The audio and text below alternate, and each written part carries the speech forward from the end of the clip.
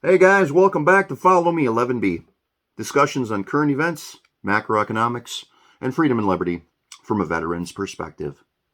Today, I wanted to talk about the Russian invasion of the Ukraine. Did World War III start last Thursday? What does it mean for Europe? What does it mean for the United States? And what does it mean for the world as a whole? So let's go straight to an article I came across in BBC News from today, the 26th of February, by Paul Kirby, entitled, "Why is Russia invading Ukraine and what does Putin want?" What does Putin want? President Putin partly blamed his decision on NATO's to attack on NATO's eastward expansion. He earlier complained, "Russia had nowhere further to retreat to. Do they think we'll just sit idly by?" Ukraine is seeking a clear timeline to join NATO, and Russia's Deputy Foreign Minister Sergei Yabanov explained, "For us, it's absolutely mandatory to ensure Ukraine never ever becomes a member of NATO." Last year, President Putin wrote a long piece describing Russians and Ukrainians as one nation, and he has described the collapse of the Soviet Union in the December of 1991 as the disintegration of historical Russia. He has claimed modern Ukraine was entirely created by communist Russia and is now a puppet state controlled by the West. President Putin has also argued that if Ukraine joined NATO, the alliance might try to recapture Crimea. Here's a quote from Vladimir Putin, Russian president.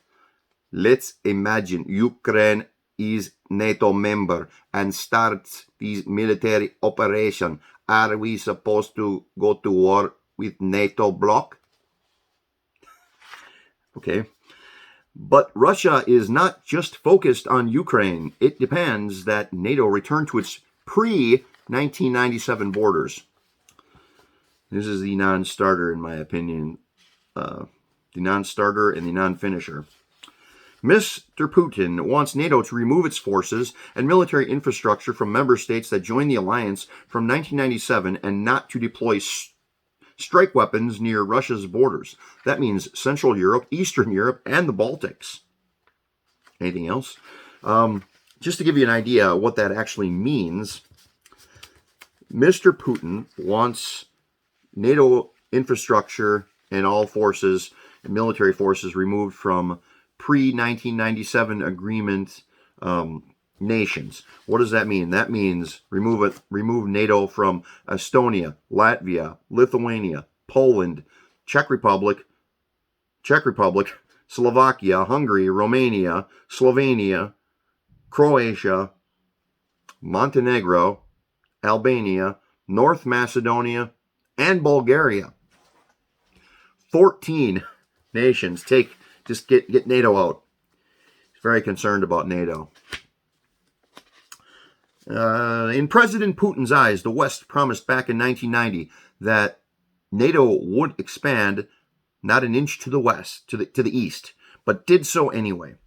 That was before the collapse of the Soviet Union, however. So the promises made to then Soviet President Mikhail Gorbachev only referred to East Germany in the context of a reunified Germany.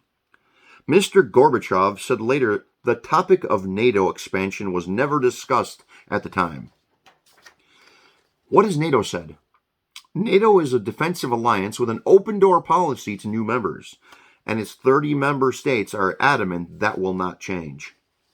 There is no prospect of Ukraine joining for a long time, as Germany's chancellor has made clear. But the idea that any current NATO country would give up its membership is a non-starter. So, this concludes, is there a diplomatic way out? Not for now. Ukraine has called for talks, but Russia says they can only be held on condition that Kiev agrees to surrender and demilitarize, and that will not happen. And I believe they are correct that will not happen. At last check of the situation, maybe within the hour, Kiev was still not under Russian control, but there was heavy fighting in the streets. Other parts of the country, same thing. Russians seem to be experiencing a bit more resistance than they anticipated. Now, what does this mean for Ukraine? Obviously, it means Ukrainians' lives are turned completely upside down.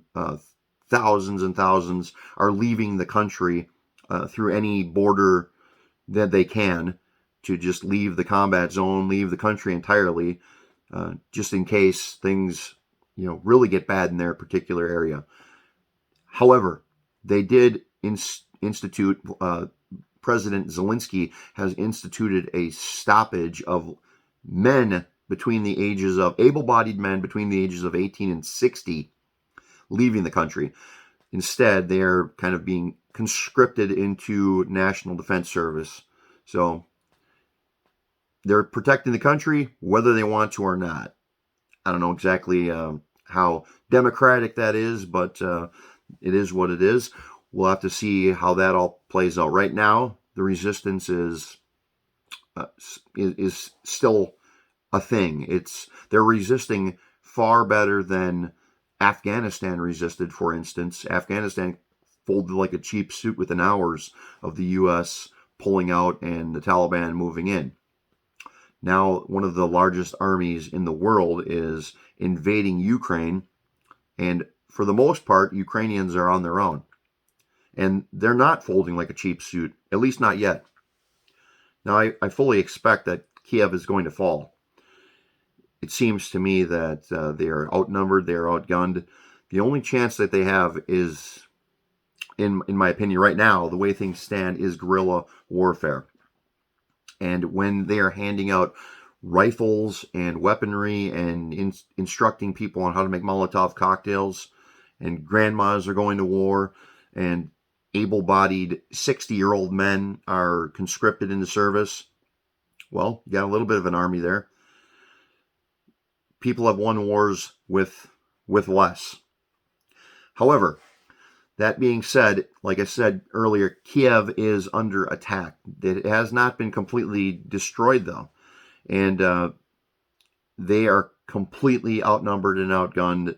Russia could have taken this. In my opinion, Russia does not want to destroy Kiev. Russia does not want to destroy the country. Russia just wants to blast their military and their ammunition stockpiles into oblivion and punish the military so badly that the rest of the country just throws its hands in the air and says, we surrender. Because they don't want, it seems to me, they don't want to have a country that's a pile of rubble. They want to have a country with all of its infrastructure intact, the cities, streets, ready to operate again as quickly as possible when they install their own puppet government. So I believe that's probably what Vladimir Putin is after right now. He doesn't get any obvious... I still think he's going to lose. He has more to lose than he has to gain. But I think he's looking at, shall I say, the macro picture in world history. He wants to be the leader that reconstituted the Soviet Union borders that were once there, and bringing, as he would say, Russians back into the fold. But last I have heard, the Germans had started sending, or agreed to send, I believe it was Stinger missiles, to the resistance in Ukraine. Now, this is where it gets dicey. This is where a conflict in the Ukraine, which seems like it has no bearing on the lives of everyday Americans, could quickly turn into World War III.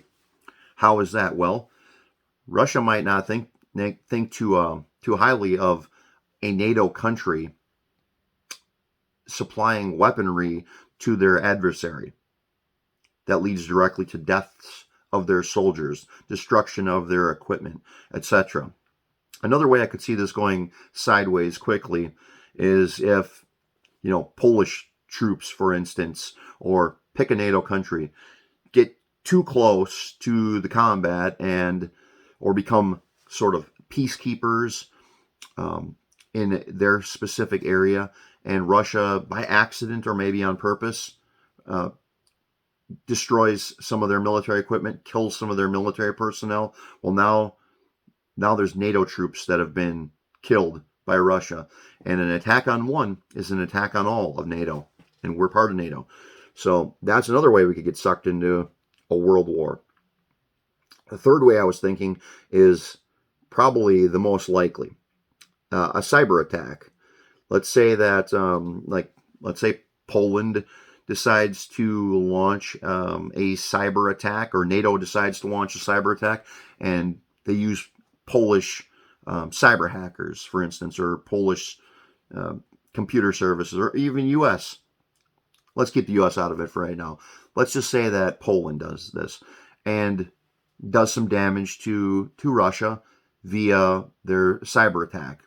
Well, Russia looks into it, finds out it was Poland and NATO, and guess what? Hey, now Russia retaliates against Poland with another cyber attack, bigger, badder, who knows what they'll do, affecting electrical grids, who knows what. Causes some turmoil, causes some damage. Well, did they just attack a NATO nation? Possibly. And if we see that as an attack on NATO, well, an attack on one is an attack on all, right? So that means we're going to be sucked into a war, which would more than likely become World War III. And in my opinion, lurking in the shadows is their good friend China, who, with all the sanctions we've placed on Russia, which don't have many teeth, but even the ones it does have, the teeth aren't very sharp. And let me explain why. We haven't made an agreement with China to not sell specific goods and commodities to Russia. They would have probably not done it anyway. So that's probably why, or maybe we've tried and failed. However, if they can't buy the things that we've put sanctions on from us, from European countries, from some of our other allies, guess what? They can still get all that stuff from their pals in China. So they're not really being hurt. But point is, we could easily be sucked into a global conflict, even though this is right now Russia invading a place in Europe that most people in America and probably in most of the world couldn't even identify on a map if they wanted to, which seems crazy until you think a little bit deeper into it. But in closing, we've got big problems from this guy. And the funny thing is, if you can see anything funny from potentially World War III starting, we've got this guy, a former comedian, who's a wartime leader now, acting seriously, but everyone's actually laughing at this guy. So that's all for now. We'll have to see how this all shakes out in the next few days.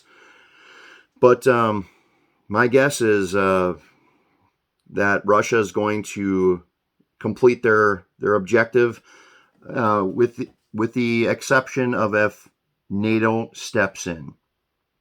I'm kind of leaning towards NATO not stepping in because I think that'd be a big mistake.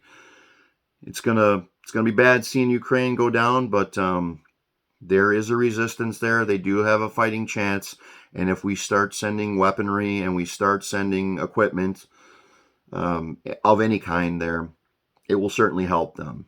Now, if it's going to get there in time, if it's going to cause more problems with Russia, that's a whole different thing. But that's all for now. I would love to hear what you think.